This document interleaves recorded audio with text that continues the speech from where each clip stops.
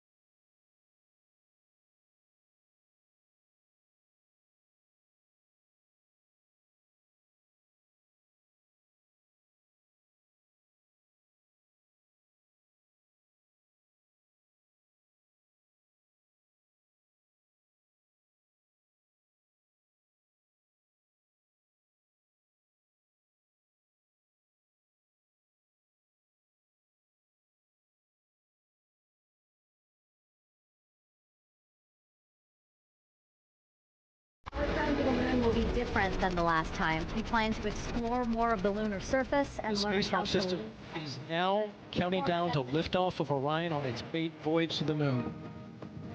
And here we go. Hydrogen burn-off igniters initiated. 7, 6, 5. 4-stage engine start.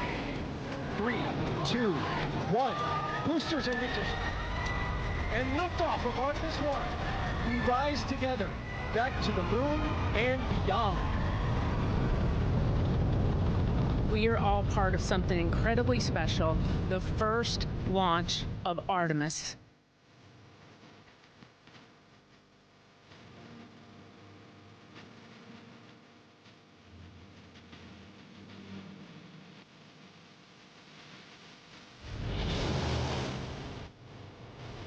This view of Earth from a human-rated spacecraft not seen since 1972 during the final Apollo missions.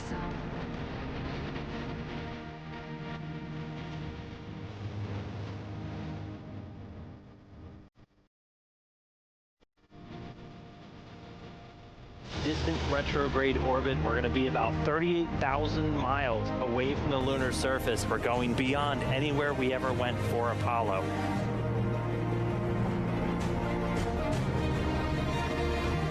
The Orion spacecraft is barreling its way back home after circumnavigating the moon and beyond in an elliptical distant retrograde orbit.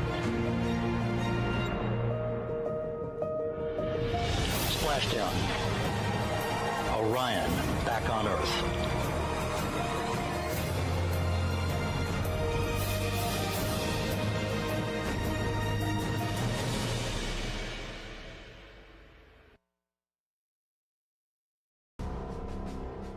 Our next guest is one of only 12 humans to have ever walked on the surface of the moon. Please welcome Apollo 17 astronaut, lunar module pilot, and former United States Senator, Dr. Harrison Schmitt.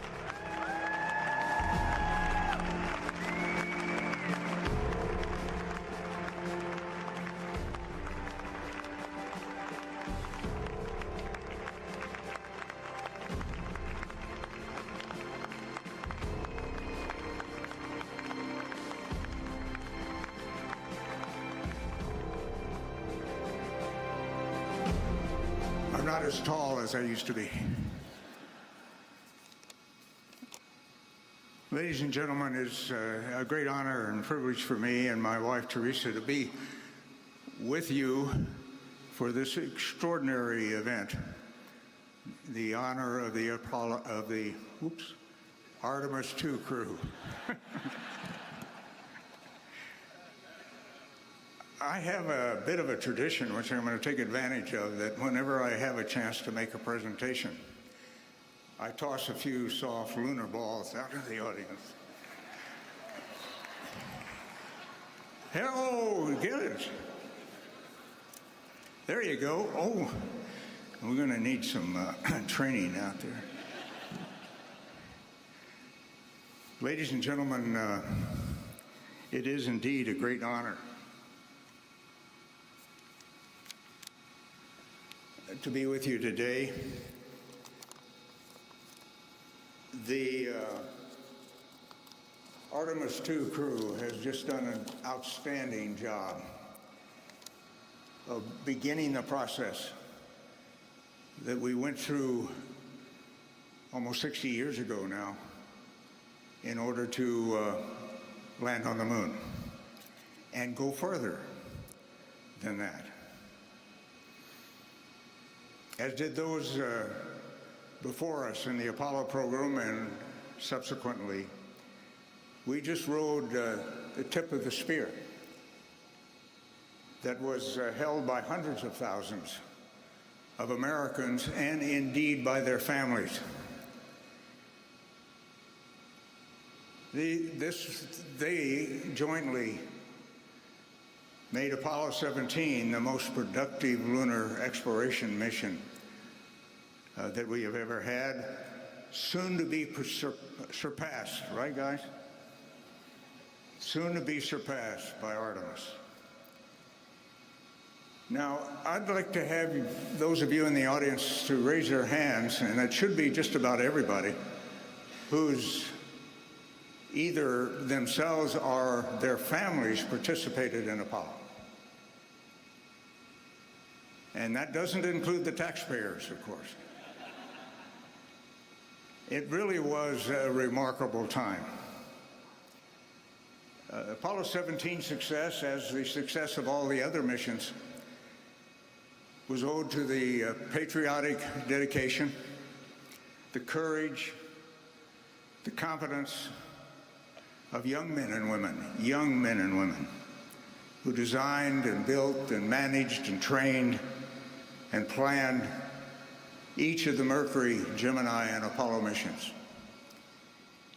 It was an extraordinary privilege for me to be part of that, almost through most of Apollo, certainly the latter portions of it. Now, I'm often asked what it was like to stand on the moon for the first time, and what caught my attention was this valley we landed in. And I only hope that the astronauts behind me will soon surpass the view that I had of a valley deeper than the Grand Canyon. The mountains on the north went 5,000 feet plus above us, above the floor. The mountain on the south, the so-called South Massif, was 7,000 feet plus above the valley floor. And these mountains were brilliantly illuminated by a sun as bright as any New Mexico, Texas, or Arizona sun that you can imagine. But they were set against a blacker than black sky. Just an unbelievable view. And you simulate all of this while you remember that everything you're doing is costing the taxpayer $1 million a minute. And that was in those year dollars. You can do the math. Right, Senator? The Earth that you have a view of, and have seen several on these magnificent videos that have been prepared, the Earth is, when you're in the valley of Taurus Littrow, is hanging over that South Massif that I mentioned. And of course, every once in a while you have a chance to glance up and look at home. It's only 250,000 miles away. What the heck? But you know that there are thousands of people taking care of you, so you don't worry. I didn't worry about that. That was just no thought at all about worrying about any risk or anything like that that might exist.